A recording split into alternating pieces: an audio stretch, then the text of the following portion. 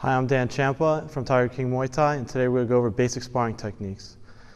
So, one thing we must realize when we're doing basic sparring techniques is the area that we're competing in. So a lot of people don't realize that once you're in a ring, you are limited to space from either trying to evade from attacks or come forward offensively. One thing you must remember is that the corner and the ropes can be your enemy or best friend.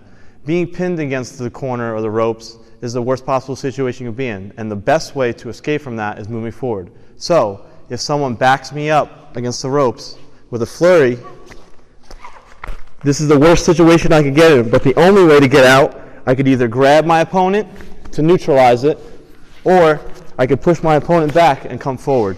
So, ring control is a huge factor also on judges' cards for competing, so you always want to consistently train for ring control and getting familiarized with the ring. So, always remember, when you're competing against a right-handed fighter, you always want to circle to your right, away from their power hand. So, if someone's coming forward, I'm going to move right, and I want to get away from their right hand and their right leg as best as I can possible. Other tips you also want to remember is looking into your opponent's eyes. If your opponent is going to strike you and is a very amateur fighter and looks down, he's most likely going to attack your lower region. So, if someone tries to attack low and looks down, you're going to strike high.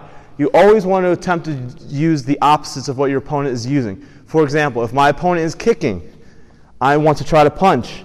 If my opponent is punching, I want to try to kick. If my opponent is kneeing, I want to keep him at bay by posting and defending. So, another thing you also want to, the most basic thing is to look at the center of the chest. Sometimes it's hard if you're training with people who have shirts on, but once you're in competition without your shirt, you're able to see that the movement that they're producing. So I look at his chest, he throws a strike, and I'm able to see where he's throwing that strike. Throwing up top. So when I see that the chest moves, I must be aware that something's going to come. Also, another thing to always be aware of when you're doing basic sparring is obviously you always want to keep your hands up and your chin down. Always pin. If I get in trouble, I do want to turn it up and defend, but I also need to ensure that I move away and not stay in that position where my hands are pinned. Another basic technique you want to always realize that if your opponent is covering up high, I don't want to continue striking high. I want to go low with technique. Also, another thing you want to try to observe with your opponent is what their strength is and what your strength is. If I'm a very good kicker and my opponent is a good puncher, I most likely want to utilize that to my advantage. I'll use my hands to set up my kicks. So he comes with punches, I block, I come back with punches, and finish with a kick. If my guy's a clincher, I also want to stay out of his range. So he's trying to grab me to clinch to knee. I'm going to try to evade as best as possible away from him by using my footwork. A key aspect to get better angles and better positions is using your footwork in different angles. So the best angle a fighter can possibly get is right here.